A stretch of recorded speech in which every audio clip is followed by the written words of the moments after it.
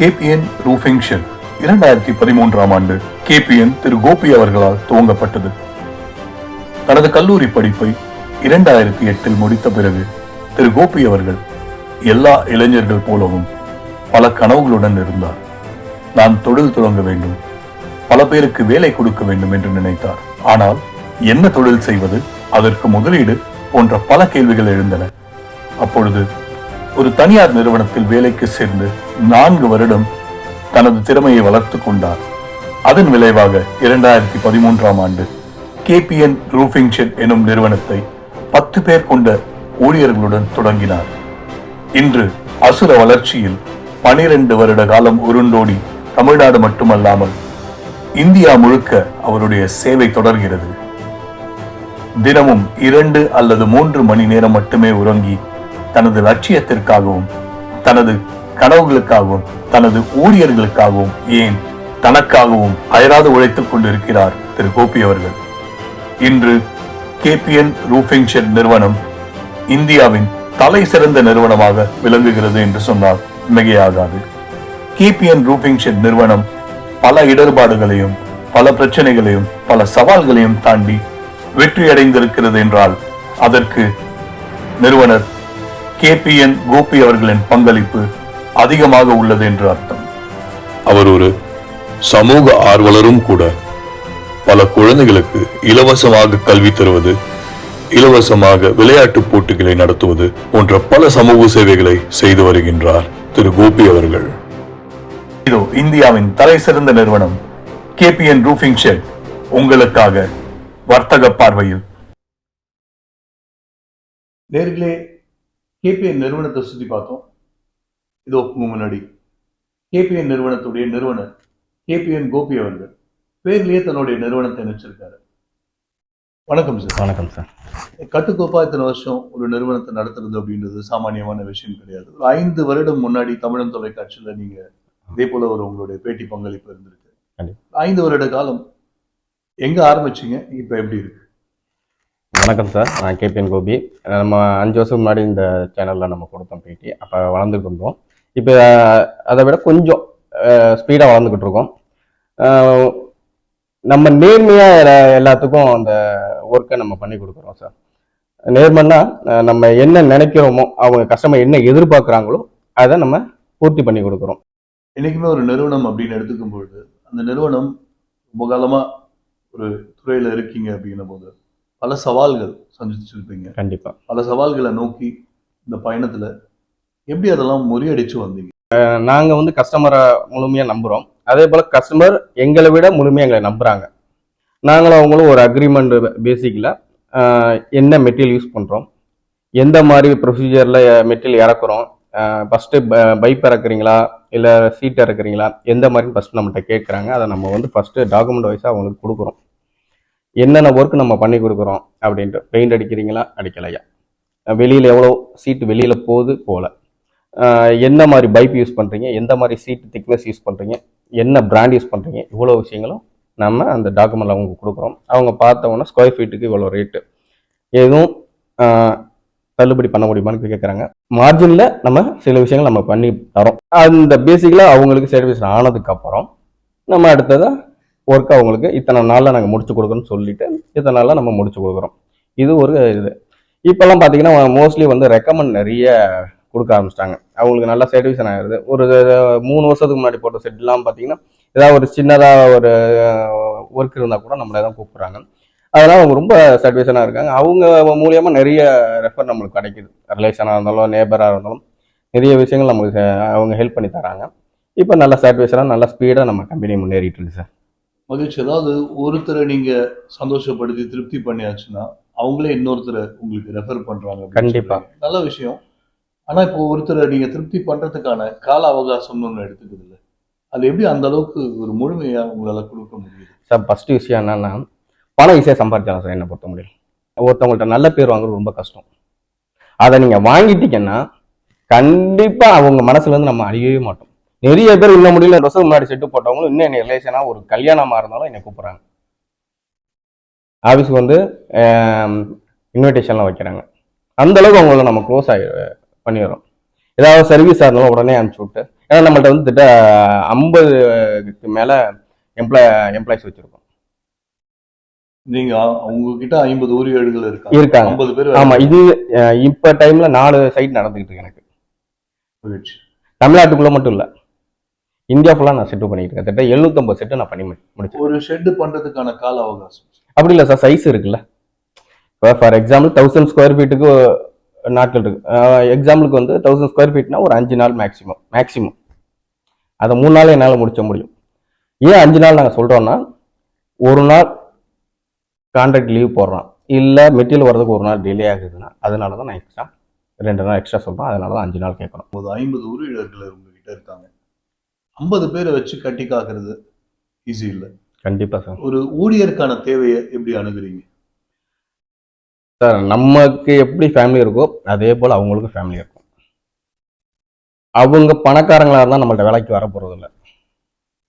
அவங்களுக்கு என்ன தேவைகள் இம்பார்ட்டனோ அதை உடனே நான் பண்ணி கொடுப்பேன். அவங்க டைரக்டா நம்மள்ட்ட சொல்ல போறது இல்லை, இன்ஜினியர் மூலியமா தான் நம்மள்ட்ட வரப்போகுது. அது எது அவங்களுக்கு இம்பார்ட்டன்ட், அதை எப்படி பூர்த்தி பண்ணா அவங்களோட ப்ராப்ளம் சால்வ் ஆகும் அப்படின்றத நான் அப்பலேருந்தே பண்ணிக்கிட்டு இருக்கேன். ஏன்னா நானும் ஒரு கம்பெனியில் ஒர்க் பண்ணிட்டு தான் இந்த இடத்துல வந்து உட்காந்துருக்கேன். சார், இப்போ ஊழியர்கள் அப்படின்னு எடுக்கும் பொழுது இந்தியா முழுக்க உங்களுடைய வியாபாரம் இருக்கு. நீங்க எப்படி அந்த ஊழியர்களை எடுத்துட்டு வரீங்க? இங்க இருந்து அனுப்புறீங்களா, இல்ல அங்கங்க ஒரு ஒரு மாவட்டத்திலேயே இல்ல ஒரு ஒரு ஊர்லயும் உங்களுக்கான ஊழியர்கள் இருக்காங்களா? கண்டிப்பா சார். இப்ப எல்லாமே நம்ம தமிழ்நாட்டுக்குள்ள இருக்க பசங்க தான் போவாங்க. இங்க இருந்து போய் வேலை பார்த்துட்டு வருவாங்க. ஆமா, மொத்தம் 50 பேருமே பாத்தீங்கன்னா 4 கான்ட்ராக்ட் மூலியமா சால்வ் பண்ணிப்பேன். இவங்களுக்கு ஒவ்வொரு டீம்ல ஒவ்வொரு இன்ஜினியரை கொடுத்துருவேன். 4 இடத்துலையும் 4 இன்ஜினியர் பார்த்துட்டு இருக்காங்க.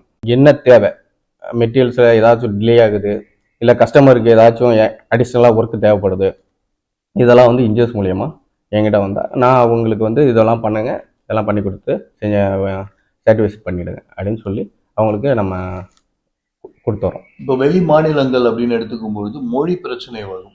இங்க தமிழ் பேசிட்டு இருந்து திடீர்னு வெளி மாநிலங்கள் ஆந்திராவா இருக்கட்டும், இல்ல பக்கத்துல கர்நாடகா போனா வேற மொழி பேச வேண்டியது இருக்கும். உங்களுடைய ஊழியர்கள் அதை எப்படி சமாளிக்கிறாங்க, இல்ல நீங்க ஒரு ஒரு முறையும் போக வேண்டியது இருக்கும்? சார், என்கிட்ட இருக்க கான்ட்ராக்ட் கிட்ட 10 வருஷத்துக்கு மேல என்கிட்ட இருக்கோம்.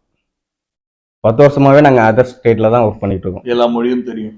மொழி தெரியறதை விட அவங்க கூட ஆக்சுவலா வந்து நம்ம யூடியூப்ல பார்த்து என்னை அவங்களுக்கு நல்லா புரிஞ்சுதான் என்னோட டீமையும் அவங்க அதே போலதான் அணுகுறாங்க. என் இன்ஜினியர்ஸுக்கு இங்கிலீஷ் ஹிந்தி தெரியும், அதே போல ஒரு சில பேருக்கு தெலுங்கோ கன்னடமும் தெரியுது.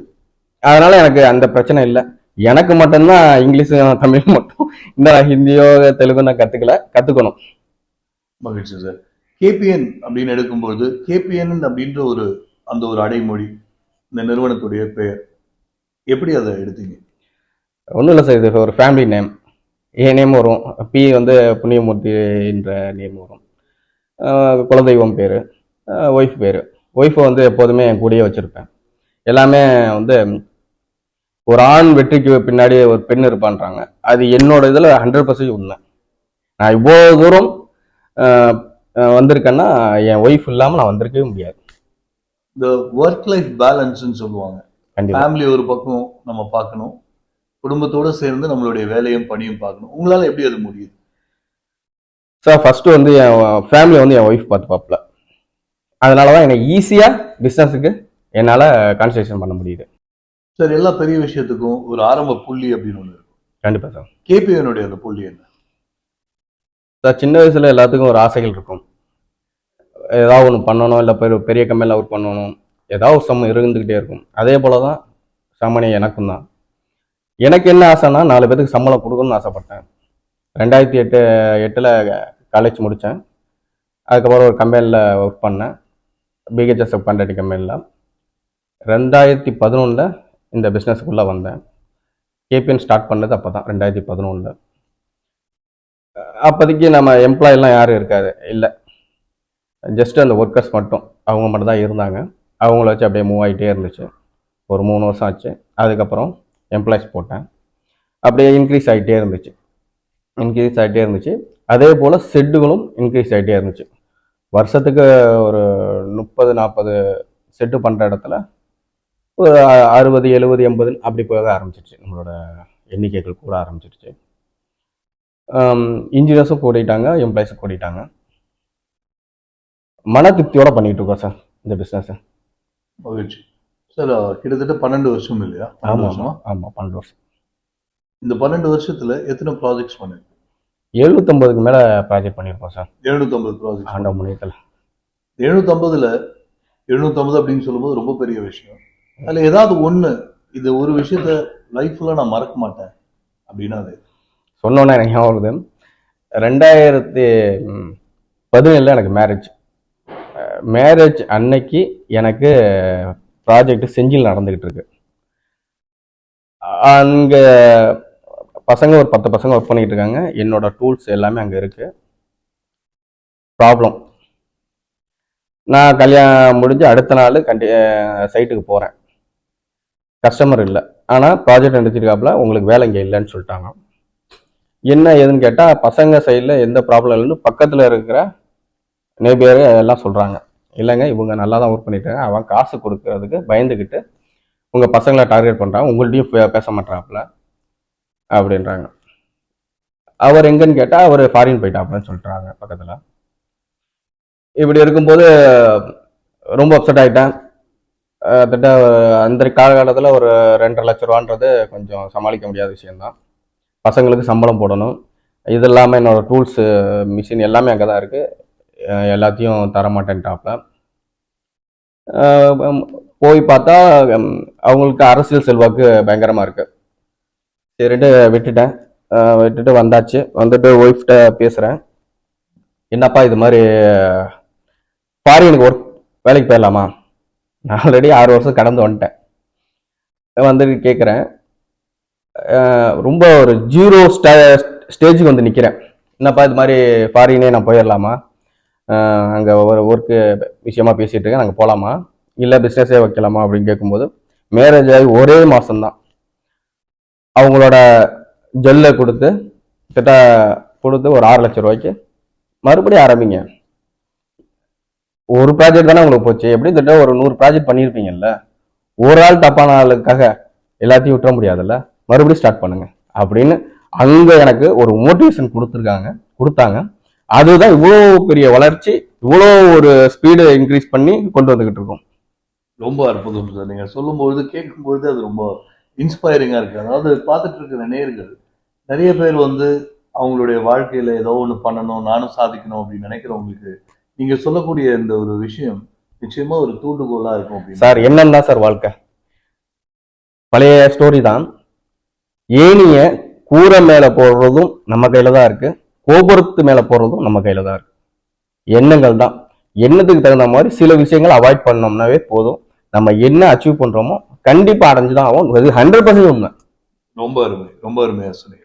என் விஷயத்துல நான் ஒரு பெரிய விஷயம் நினைச்சிருக்கேன், அதுல 50% நான் வந்துட்டேன். இல்லை 50%, ஏன்னா நான் நினைச்ச கோல் பெருசா இருக்கலாம், அதனால ஒரு பாதி தான் தாண்டி இருக்கேன், இன்னும் பாதி இருக்கு, அதை கண்டிப்பா என்னால போய் செஞ்சிட முடியும். அதனால நான் என்ன சொல்றேன்னா, நீங்க ஒரு கோல் செட் பண்ணீங்கன்னா அந்த கோலை கண்டிப்பா விடாப்படியா வச்சுக்கோங்க. அதுல ஒரு சின்ன மாற்றம் கூட அடையாதீங்க. உங்களோட கேரக்டரை சில விஷயத்துக்கு தகுந்த மாதிரி மாத்திக்கோங்க. இப்படிதான் இருக்கணும் அப்படின்ற மாதிரி போங்க. ஏன்னா உலகங்கள் ஒரு சில பேர் தப்பா நம்மளை கைடு பண்ணுவாங்க. அதுக்காக அவனை பிரகாரம் போனீங்கன்னா நம்ம நினைக்கிற கோலை அச்சீவ் பண்ண முடியாது. சில விஷயங்கள் அவாய்ட் பண்ணணும்னா அவாய்ட் பண்ணிதான் ஆகணும். என்னென்ன வகையான ப்ராடக்ட்ஸ் இங்க இருக்கு, என்னென்ன சர்வீஸ்லாம் நீங்க கஸ்டமருக்கு தரீங்க, நேர்களுக்காக கொஞ்சம் பதிவு பண்ணுங்க. வீட்டு மாடிக்கு set, car parking set, factory set, godown set அப்படின்னு செட்டில் என்ன வகை இருக்கோ எல்லாமே நம்ம பண்ணிக்கிட்டு இருக்கிறோம். இதில் ஒரு 5 டைப்பில் வச்சுருக்கிறோம். நார்மல் ஜேஎஸ்டபிள்யூ சீட்டு பண்ணித்தரோம், யூபிவிசியில் பண்ணித்தரோம், டைல் செட்டில் பண்ணுறோம். அதே போல் நார்மல் சீட்லேயே டைல் மாடலில் பண்ணி கொடுத்துக்கிட்டு இருக்கோம். இத்தனை டைப்பில். அதே போல் பப் பேனல் பண்ணுறோம். இப்படி ஒரு 5 டைப்பில் நம்ம செட்டு பண்ணி கொடுத்துக்கிட்டு இருக்கோங்க. இது இல்லாமல் நம்ம ஃபார்முக்கு goat farm set, poultry shed, கவு ஷெட்டு, இப்படி 3 டைப்லேயும் நம்ம பண்ணுறோம். அது பார்த்திங்கன்னா ஃபுல்லாக அதர் ஸ்டேட் ஃபுல்லாகவே எடுத்து பண்ணி கொடுத்துக்கிட்டு இருக்காங்க. இதில் மேனுஃபேக்சரிங் இந்த பிளாஸ்டிக், ஆடு நிற்கிற பிளாஸ்டிக்கு அண்டு கோழி நிற்கிற பிளாஸ்டிக்கும் நம்ம மேனுஃபேக்சரிங் பண்ணி கொடுத்து கஸ்டமருக்கு சில பேர்த்துக்கு நம்ம செஞ்சு கொடுத்துறோம். இந்த டைப்பில் நம்ம செட்டு பண்ணிக்கிட்டு இருக்கோம். சார், அடுத்து ஒரு 5 ஆண்டு காலம் ஒரு உங்களுடைய கேபிஎன் நிறுவனம் எதை நோக்கி போயிட்டு இருக்கும்? இப்போலேருந்து 5 வருஷம் கழிச்சு எங்கே இருப்பீங்க? கண்டிப்பாக சார், அடுத்த 5 வருஷத்தில் எப்படியும் ஒரு 1,00,000 ஆட்களுக்கு மேலே வேலை கொடுக்கணும் ஆசை. கண்டிப்பாக நடக்கும். என்ன போல் தானே வாழ்க்கை, கண்டிப்பாக நடக்கும். அதுக்கு என்னைய நானே முழுமையாக ஈடுபடுத்திக்கிட்டு இருக்கேன். பெரிய அளவுக்கு பண்ணிக்கிட்டு இருக்கோம். இன்னும் இதை விட ப்ராடக்ட் நிறைய இன்க்ரீஸ் பண்ணுறோம். அதே போல் கஸ்டமரோட சாட்டிஸ்ஃபேக்ஷனும் ரொம்ப முக்கியம். அதை நாங்கள் கண்டிப்பாக கொடுத்துக்கிட்டு இருக்கோம். நிறைய பேர் என்ன சொன்னாங்கன்னு உங்களுக்கு தெரியும். அதே போல் நிறைய பேருக்கு நிறைய விஷயங்களை நாங்கள் செஞ்சு கொடுக்குறோம். இதே போல் ஏழை மக்களுக்கு நம்ம சைடில் இருந்து நிறைய ஹெல்ப் பண்ணுறோம். அதே போல் கோயில் இது மாதிரி விஷயங்களும் நிறைய ஹெல்ப் பண்ணி கொடுத்துக்கிட்டு இருக்கோம். அவங்களோட பிளெஸிங் எங்களுக்கு கிடைச்சிருக்கு. கண்டிப்பாக இதை விட பெரிய அடுத்த 5 வருஷத்தில் பெரிய அளவுக்கு நாங்கள் வருவோம். அப்பயும் நான் உங்களை பார்க்குறேன், அப்பயும் நான் உங்கள்கிட்ட பேட்டி கொடுக்குறேன். ரொம்ப சந்தோஷம், மகிழ்ச்சி. சார் வணக்கம், என் பேர் சுந்தரம், சீனிவாஸ் நகர் திருச்சியில் இருக்கேன். நான் யூடியூப்பில் வந்து இது ரூஃப் போடுறதுக்காண்டி செக் பண்ணுற போது கேபிஎன் ரூஃபை பற்றி தெரிய வந்துச்சு. வீடியோ பார்த்தேன். அவங்க நிறைய ப்ராஜெக்டில் வந்து பண்ணியிருக்கதா பார்த்தேன். அவங்களுடைய ரிவ்யூஸ்லாம் பார்த்ததுக்கப்புறம் மிஸ்டர் கோபியை காண்டாக்ட் பண்ணேன். அவர் வந்தார், வந்து பார்த்துட்டு என்ன எஸ்டிமேட்னு சொன்னாங்க. சொன்னது எனக்கு கொஞ்சம் சாட்டிஸ்ஃபேக்ஷனாக இருந்தது. அவங்க டீம் வந்தாங்க, வந்து ஃபுல்லாக விசிட் பண்ணிவிட்டு எங்களுக்கு என்னென்ன குவாலிட்டி போடுறோன்னு சொல்லி எல்லா டீட்டெயில்ஸும் கொடுத்தாங்க. அந்த ஷீட் என்ன ஜேஎஸ்டபிள்யூ, அது என்ன குவாலிட்டி அப்படி எல்லாம் கிளியரான டீட்டெயில்ஸ் சொன்னதுனால ஃபுல் சாட்டிஸ்ஃபேக்ஷன் ஆகி அப்புறம் பேமெண்ட் கொடுத்ததுக்கப்புறம் உடனே பண்ணிட்டாங்க. பாதி தான் வாங்கிட்டாங்க. அப்புறம் பண்ணதுக்கப்புறம் தான் பேமெண்ட் வாங்கிக்கிட்டாங்க. நல்லா வேலை செஞ்சாங்க. அவங்க குரூப் வந்து நீட்டாக பண்ணி கொடுத்துட்டாங்க சார். ரூஃப் போட்டு 1 இயர் இருக்குது. மலைக்கெல்லாம் 2-3 மலை பார்த்துட்டேன். நல்லா நீட்டாக இருக்குது, எந்த ப்ராப்ளமும் இல்லை எனக்கு. அப்புறம் இதை பார்த்துட்டு வந்து மிஸ்டர் சேகர்னு எங்கள் ஏரியாவில் இருக்கிறவர் வந்து என்னைய வந்து கேட்டு அவங்க நம்பர் கேட்டார். நான் நம்பர் ரெஃபர் பண்ணேன். அங்கேயும் அவருக்கும் பண்ணி கொடுத்துருக்காங்க. 1லேருந்து 10க்குள்ளே ரேட்டிங்னா 9 கொடுக்குறேன் சார். வணக்கம், என்னோட பேர் ஷேகர். நான் வந்து கேபிஎன் ரூஃபிங்கை வந்து யூடியூப் சேனல் மூலயமா பார்த்து தெரிஞ்சுக்கிட்டேன். அதுக்கப்புறம் இங்கே வந்து எங்கள் வீட்டு பக்கத்தில் இன்னொருத்தர் போட்டிருந்தாரு ஷெட்டு, நல்லா இருந்துச்சு. அதை பார்த்துட்டு அவர் எங்கே பண்ணாருன்னு கேட்டேன். அதுக்கப்புறம் அவர் வந்து கேபிஎன் ரூஃபிங் சொன்னார். அப்புறம் கேபிஎன் ரூஃபிங்கோட ப்ரொப்ரேட்டர் கோபியோட கான்டாக்ட் நம்பர் கொடுத்தாரு. கோபியை கான்டாக்ட் பண்ணேன். அவர் அன்றைக்கே வந்து பார்த்தாரு, மெஷர்மெண்ட் எடுத்தார், கொட்டேஷன் கொடுத்தாரு. அதுக்கப்புறம் நான் ஊருக்கு வந்ததுக்கப்புறம் அவர்கிட்ட நான் சொல்லி அனுப்பினேன். அவர் இமீடியட்டாக மெட்டீரியல்லாம் இது பண்ணி ஒரு 3 to 4 டேஸில் முடிச்சு கொடுத்துட்டாரு.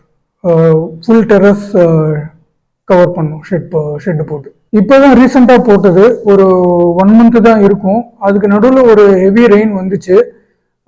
பட் அப்போ நாங்கள் இங்கே இல்லை, ஊரில் இருந்தோம். பட் உள்ள டெரஸ் உள்ள எதுவும் பெருசாக ஒன்றும் லீக்கேஜ்லாம் இல்லை. ஓவராலாக நல்லா இருந்துச்சு. வெறும் அந்த சாரல் இது மட்டும்தான் இருந்துச்சு. அதை தவிர இன்னும் பெரிய லீக்கேஜ் இருந்த மாதிரி தெரியல. 1லேருந்து 10 ரேட்டிங்குள்ளே நான் கேபிஎன் கொடுக்கணும் அப்படின்னாக்க 9 கொடுப்பேன். எதனால் நான் 10 கொடுக்கல அப்படின்னாக்க, அவங்க வந்து அந்த ரெயின் வாட்டர் இதையும் வந்து அவங்களோட பேக்கேஜில் அதை ப்ராப்பராக இன்க்ளூட் பண்ணி அதை கம்ப்ளீட் பேக்கேஜாக பண்ணாங்கன்னா அதை நான் 10க்கு 10 டெஃபினட்டாக நான் கொடுப்பேன். நான் வணக்கம், அஸ்ஸலாமு அலைக்கும். என் பேர் மும்தாஜ் பேகம். நாங்கள் திருச்சி. நாங்கள் கேபிஎன் பேப்பரில் பார்த்தோம். பேப்பர் அட்வர்டைஸ்மெண்ட்டில் பார்த்துட்டு ஃபோன் காலிங் பண்ணோம். உடனே வந்தார். வந்து எங்களுக்கு தேவையானது எல்லாம் நாங்கள் சொன்னோம். எங்களுக்கு நல்லபடியாக 3-4 வீடு இருக்கும். எங்களுக்கு அந்த ஷீட்டு எல்லாம் நல்லபடியாக போட்டு கொடுத்தாரு. எந்த வித நேரத்துலையும் எந்த உதவி கேட்டாலும் உடனே வந்து எங்களுக்கு என்ன வேணுமோ அதை செஞ்சு கொடுப்பாரு. நாங்கள் பார்த்ததுல இந்த பையன் அந்த தொழிலில் ரொம்ப நல்ல அறிவு திறமை, எங்களுக்கு ஒரு கோஆப்ரேட் பண்ணி செஞ்சு கொடுத்தாப்புல. அவர் மேலும் வளர்றதுக்கு என்னுடைய துவாவும் இருக்கு. எங்க வீட்டு பையனுடைய ஷெட்டுங்கெல்லாம் பார்க்கும்போது அந்த பையனுடைய ஞாபகம் அதிகமா வரும். இதை இப்ப நாங்க போட்டு ஒரு 5 வருஷம் இருக்கும், 3 வருஷம் 5 வருஷம் இருக்கும், 4-5 பில்டிங்கு. ஆமா, குவாலிட்டியா இருக்கு, பிடிச்சிருக்கிறதுனாலதான் நான் மேலும் வந்து போன் பண்ணி அவரை ஒரு 2 நாளைக்கு முன்னாடி கூட போன் பண்ணி வந்து எனக்கு ஒரு உதவி செஞ்சு கொடுத்துட்டு போப்பான்னு கேட்டிருக்கேன். ஏம்மா நான் வர்றேம்மா, நான் வெளியூர்ல இருக்கிறேன், வந்த உடனே உங்களுக்கு என்னன்னு சொல்லி பாக்குறேன்னு சொல்லியிருக்காப்ல. இன்னும் 2-3 வீடு இருக்கு என் தம்பி வீடுங்கெல்லாம். இப்பவும் அவங்கள கூட்டிட்டு போய் காட்டுறதுக்கு தான் வர சொல்லியிருக்கேன். ஒரு வீடு மேலே போய் ஷெட்டு காட்டணும், அம்மா கூட்டிட்டு வர சொன்னாங்க. அதனால அதையும் பார்த்து எங்களுக்கு உதவி பண்ணுவாருன்னு நினைக்கிறேன். இன்னும் 2-3 வீடு இருக்கு எங்களுக்கு, இவரை தவிர வேற யார்ட்டையும் நாங்க கொடுக்குற நினைப்புல இல்லை. கேபிஎனுக்கு நான் ரேட்டிங் தரதா இருந்தா 10க்கு 10 கண்டிப்பா தருவேன். சார், இவ்வளவு நேரம் உங்க நேரத்தை ஒதுக்கி ரொம்ப அருமையா எங்க நேயர்களுக்காக நிறைய விஷயங்கள் பதிவு பண்ணீங்க. தமிழன் தொலைக்காட்சி நேயர்களே, 2025 தமிழன் தொலைக்காட்சியின் வர்த்தக பார்வை விருது கேபிஎன் நிறுவனத்துக்கு நம்ம வழங்குறோம். சார், கேபிஎன் நிறுவனம் மென்மேலும் வளர தமிழன் தொலைக்காட்சி சார்பா வாழ்த்துக்களை தெரிவிக்கிறோம்.